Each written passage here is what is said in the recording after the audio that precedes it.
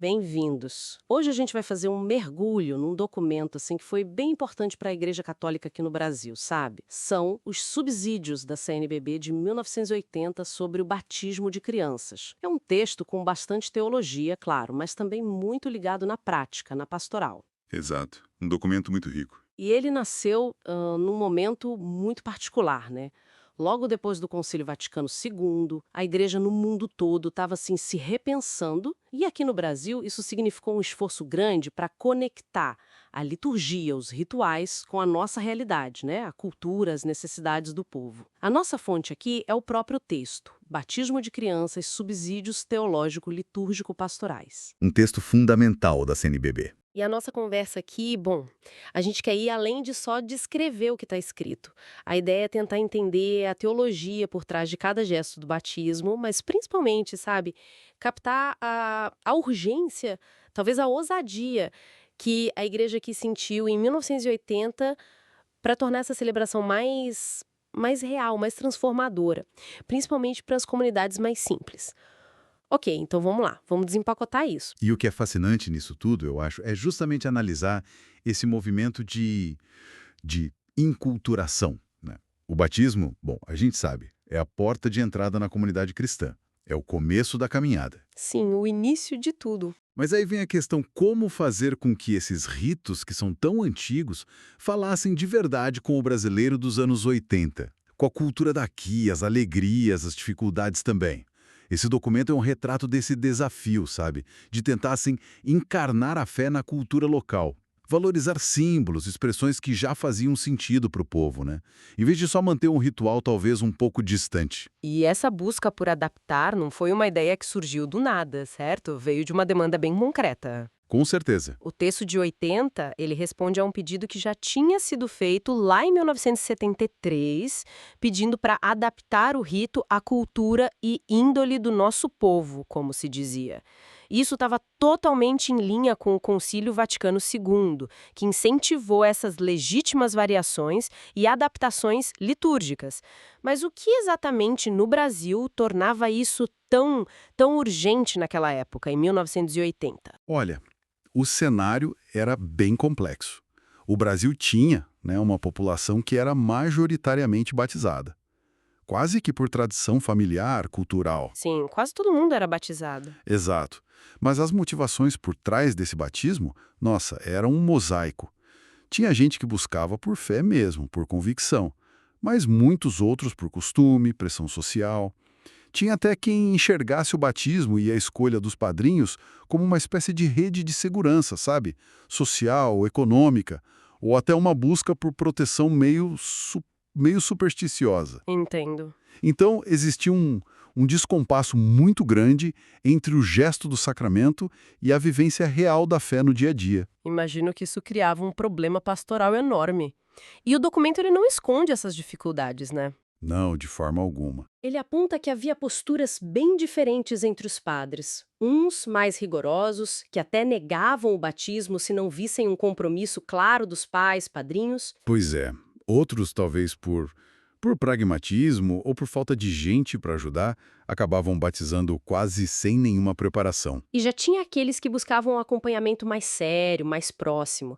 Faltava um critério comum, né? E o documento é bem direto ao listar as falhas que eram comuns nas celebrações, né? Sim, ele é bem explícito. A preparação de pais e padrinhos, por exemplo, muitas vezes era superficial, corrida demais, ou muito teórica, sabe? Ou então, pior, virava só uma burocracia para cumprir tabela. E a própria celebração. A celebração também. Podia ser apressada, feita meio no automático, sem explicar direito o significado dos ritos, dos símbolos.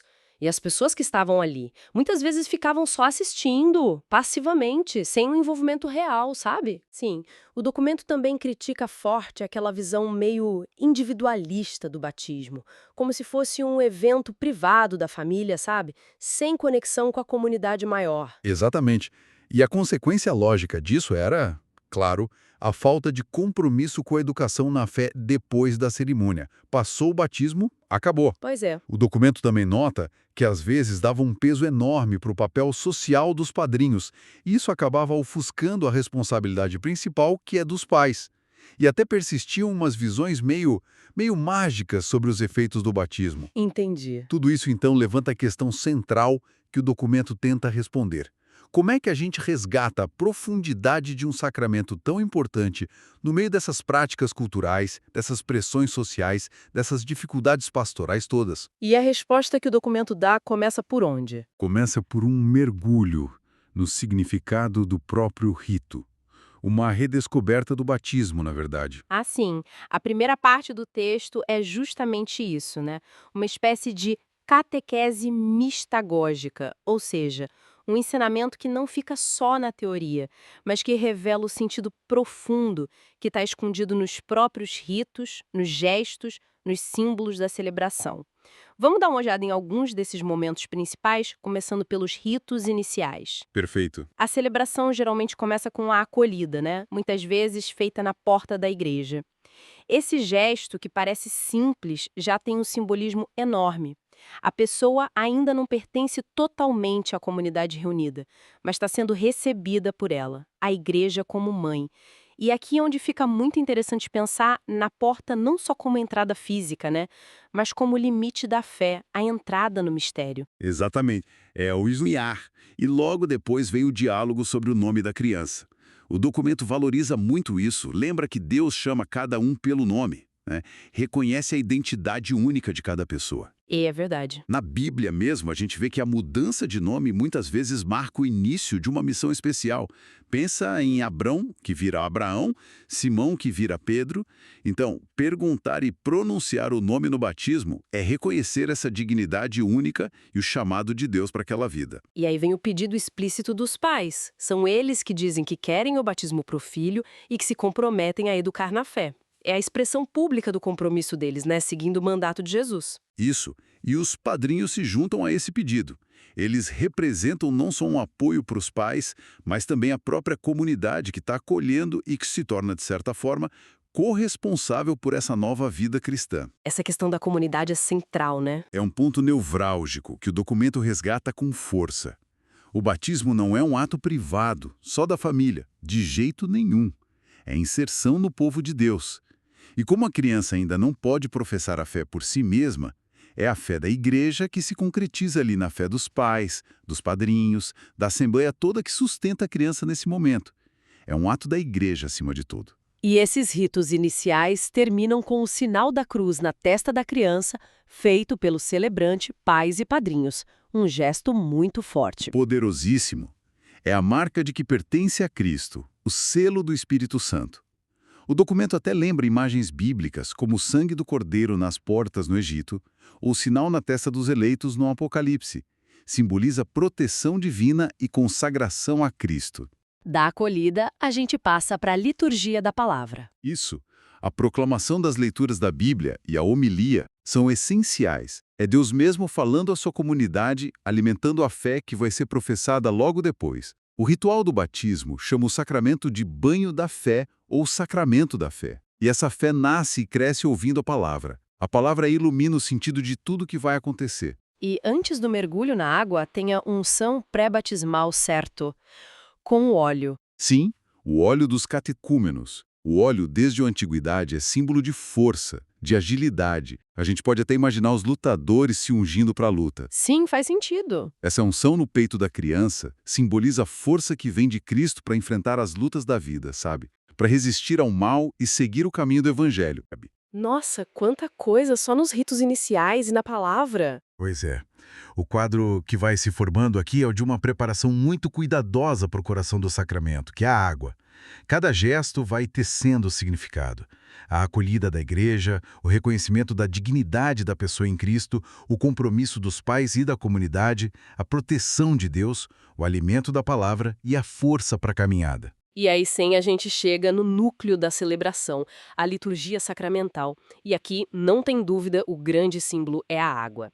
O documento da CNBB explora isso com uma beleza, uma profundidade. Explora mesmo. A água batisal carrega múltiplos significados, né? É riquíssima. Primeiro, o de morte e ressurreição. A própria palavra batizar vem do grego, significa mergulhar. Mergulhar. Ser mergulhado na água simboliza ser sepultado com Cristo na morte para o pecado. E sair da água significa ressurgir com ele para uma vida nova. É a participação pessoal na Páscoa de Cristo. Por isso o documento até diz que o batismo por imersão, quando é possível fazer, expressa isso de forma mais clara, né? Entendi. Além de morte e ressurreição, a água também é símbolo de vida, claro. A água que faz a terra seca florescer. Exatamente. No batismo, ela simboliza o novo nascimento, aquele renascer da água e do Espírito que Jesus fala para Nicodemos. É nascer para a vida divina, se tornar filho amado de Deus, participar da natureza divina. A pessoa se torna templo onde o Espírito Santo habita. E tem também o aspecto da purificação, né? A água lava, limpa. Com certeza. O batismo é visto como esse banho que regenera, que purifica do pecado original e, no caso de um adulto, de todos os pecados que a pessoa cometeu antes. É começar uma vida nova, revestida da graça de Deus. E é curioso porque a água que dá vida também destrói o mal, né? O documento lembra do dilúvio. Sim, o dilúvio que purificou a terra e a travessia do Mar Vermelho. A mesma água que salvou os israelitas destruiu o exército do faraó. No batismo, a água simboliza essa destruição do poder do pecado, do mal, na vida da pessoa. Antes do gesto da água em si, tem a renúncia e a profissão de fé. Isso, dois atos de palavra muito importantes. Como a criança não pode fazer isso pessoalmente, são os pais e padrinhos que falam em nome dela. Eles renunciam a tudo que é contra Deus, o pecado, as seduções do mal e professam a fé da igreja, no Pai, no Filho, no Espírito Santo. É a fé da comunidade que acolhe a criança e é nessa fé que ela vai ser educada. E aí vem o momento principal, o batismo mesmo. O celebrante derrama a água 3 vezes na cabeça da criança ou a imerge, dizendo aquelas palavras de Jesus: Eu te batizo em nome do Pai e do Filho e do Espírito Santo. Essa fórmula trinitária, né? Não é uma fórmula mágica, mas ela realiza o que diz. Ela consagra a pessoa à Santíssima Trindade e insere a pessoa na vida de Deus. E logo depois da água, vem outros ritos que explicam o que aconteceu. A unção como crisma na testa. Ah, sim, o crisma. Aquele óleo perfumado consagrado pelo bispo, usado nas grandes consagrações, né? Padres, bispos. Ser ungido com o crisma no batismo significa ser consagrado a Deus, unido a Cristo, que é o ungido, né? O Cristo, e participar da missão dele. E o documento detalha essa participação na missão de Cristo, né? Aquela tríplice missão. Exato, a missão sacerdotal. Fazer da própria vida uma oferta a Deus. A profética. Testemunhar a fé por palavras e ações. E a real. O compromisso de servir especialmente os mais pobres e trabalhar para transformar o mundo segundo o reino de Deus. É uma unção para a missão, realmente. Depois da unção, vem a veste branca. Sim, o branco, símbolo universal de pureza, de festa, de vida nova. Receber a veste branca significa revestir-se de Cristo, como diz São Paulo. Simboliza a dignidade que foi recuperada, a alma lavada no batismo e a participação na glória da ressurreição. E por último, a entrega da vela acesa. Isso, essa vela é acesa no círio pascual, aquela vela grande que representa Cristo ressuscitado, a luz do mundo. Entregar essa luz para os pais e padrinhos significa confiar a eles a tarefa de manter a chama da fé acesa na vida da criança. E para quem é batizado, é o chamado para ser também luz do mundo, né? Irradiar a fé, o amor de Cristo. O documento ainda menciona o rito do éfetá, que é opcional aqui no Brasil, né? É opcional, mas tem um significado lindo. O celebrante toca os ouvidos e a boca da criança, repetindo o gesto de Jesus com o surdo-mudo, e pede que os sentidos do batizado se abram para ouvir a palavra de Deus e para proclamar a fé. É impressionante. Cada gesto, cada símbolo tem tantas camadas de significado. É uma teologia em ação mesmo. Sem dúvida nenhuma. Se a gente olha o conjunto desses símbolos e ações da liturgia sacramental, a gente percebe como eles buscam mostrar, de forma visível, sensorial até, a transformação profunda que o batismo faz. Incorporar a Cristo e a Igreja, perdoar os pecados, dar o Espírito Santo, fazer nascer para uma vida nova como Filho de Deus e enviar para a missão. Cada rito dá uma pincelada nesse quadro tão rico da identidade cristã. E o legal é que o documento da CNBB não fica só explicando essa riqueza toda.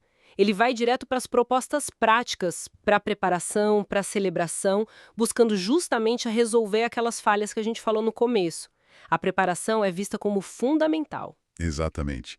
O foco vai muito para os pais e padrinhos. Reconhece que eles são os primeiros responsáveis pela educação na fé. Mas não sozinhos. O documento valoriza demais o papel das equipes pastorais de batismo, formadas de preferência por leigos bem preparados, casais da própria comunidade que podem acompanhar as famílias de perto. E a proposta para essa preparação é que ela seja vivencial, né? Isso, menos palestra teórica e mais encontro com diálogo, com partilha de vida, com oração junta. Talvez até incluindo visitas nas casas das famílias. O objetivo é que a preparação toque a vida real das pessoas, não seja só cumprir uma formalidade. E tem aquela sugestão bem interessante, né? Da preparação em etapas. Ah, sim. A preparação em etapas ou batismo por etapas. Uma ideia bem inovadora para a época, pensada principalmente para famílias que estavam mais afastadas da igreja.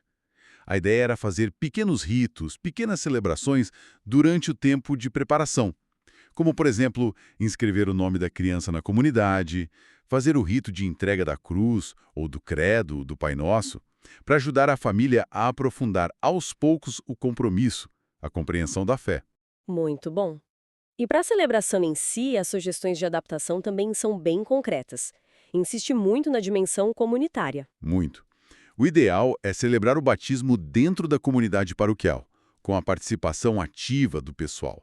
Talvez até na missa de domingo, para ficar bem claro que a criança está sendo acolhida por toda a família de Deus ali reunida. E aí entra forte a questão da adaptação cultural, da enculturação que você falou no início. Entra com tudo. O documento encoraja a valorizar gestos, expressões que fazem sentido na cultura local. Procissões simples, por exemplo, o gesto de todo mundo acender a sua vela a partir da vela do batizado, usar uma linguagem mais concreta, mais acessível na homília, nas orações, usar cantos conhecidos, ritmos populares com instrumentos da região. O clima tem que ser de acolhida, de alegria, de festa. Não aquela formalidade fria, distante. A simplicidade também é um valor, né? Evitar acumular muitos ritos ou usar uma linguagem muito complicada que ninguém entende. Exato. Evitar o excesso. Sugere até ter um animador, um comentarista, para ajudar o povo a entender e participar melhor. E um ponto, olha, muito significativo. O documento reconhece abertamente a possibilidade e, em muitas situações no Brasil, a conveniência, até a necessidade, de ter ministros leigos extraordinários do batismo. Gente preparada, claro, e designada pelo bispo. Isso foi um passo enorme para conseguir atender comunidades mais distantes sem padre residente. Nossa, é importante mesmo. E outra sugestão prática é formar uma equipe de celebração. Distribuir as funções. Quem acolhe, quem canta, quem faz as leituras, quem anima. Valorizar os dons de cada um e fazer a coisa ser mais participativa, né? Para superar aquela passividade que era criticada. O documento vai até nos detalhes, né? Como sugerir usar a forma de tratamento mais comum da região, você, o senhor, a senhora, no diálogo inicial, ou adaptar um pouquinho as fórmulas da profissão de fé para ficarem mais fáceis de entender, claro, sem mudar o sentido. Então, o que tudo isso significa, na prática? É um chamado muito forte para que o batismo deixe de ser visto só como um rito social, uma obrigação, uma formalidade. O objetivo é que a celebração seja um momento de encontro de verdade, com Deus e com a comunidade. Que seja compreensível na linguagem, participativa na dinâmica e, principalmente, que transforme a vida de quem participa, começando pelos pais e padrinhos. Perfeito. Essa conexão profunda, né, entre o mistério que se celebra e a vida concreta das pessoas. É isso que o documento busca resgatar. Exatamente. A fé não pode ficar presa em fórmulas, em gestos que não dizem mais nada para a realidade. Ela precisa ser expressa, vivida dentro da cultura do povo, iluminando o dia a dia. Bom, resumindo então nossa conversa. Este documento da CNBB de 1980 sobre o batismo de crianças foi um marco, né? Ele não só dá uma catequese profunda sobre o significado de cada rito, mas também aponta caminhos pastorais muito concretos, até corajosos para a época, para adaptar a celebração à realidade brasileira. A tônica é numa preparação que envolva vida, numa celebração que seja de fato comunitária e numa linguagem que consiga tocar o coração das pessoas. É isso aí. E a mensagem central é muito potente. O batismo é o começo de uma caminhada de fé. E essa caminhada se faz em comunidade. A adaptação litúrgica que o documento propõe não é só uma questão de estética, de maquiagem. É uma busca teológica e pastoral muito séria para que o mistério de Cristo ressoe de forma significativa na vida das pessoas, especialmente das mais simples. E não podemos esquecer, como a própria conclusão do documento lembra, que essa preocupação toda estava ligada à opção preferencial pelos pobres, que era um eixo central da Igreja na América Latina, no Brasil, naquele tempo. A liturgia também tinha que ser acessível e libertadora para eles. Fica então um pensamento para a nossa reflexão, né? Como será que esses desafios de adaptar ritos, símbolos religiosos continuam hoje? Como é que a gente consegue manter a fidelidade à tradição da fé e, ao mesmo tempo, encontrar linguagens, formas que dialoguem com as culturas, com as necessidades do nosso tempo, para que a experiência religiosa seja autêntica, seja relevante? Uma ótima questão para a gente continuar pensando. Uma questão que fica aberta. Muito obrigada pela companhia de todos nesta nossa conversa.